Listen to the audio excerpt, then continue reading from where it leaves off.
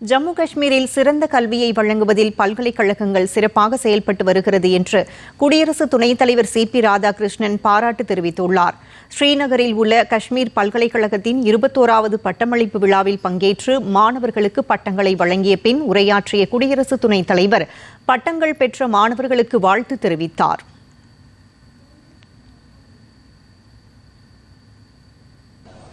Our innovations are widely accepted by the well-developed Western world also.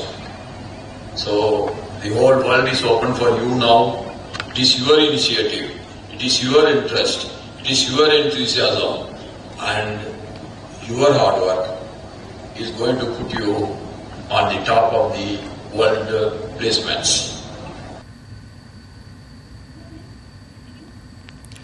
Jammu Kashmir துணைநிலை ஆளுநரும் பல்கலைக்கழக துணைவேந்தருமான மனோஜ் சின்ஹா, அம்மாநில முதலமைச்சர் உமர் அப்துல்லா உள்ளிட்டோரும் கலந்து கொண்டனர்.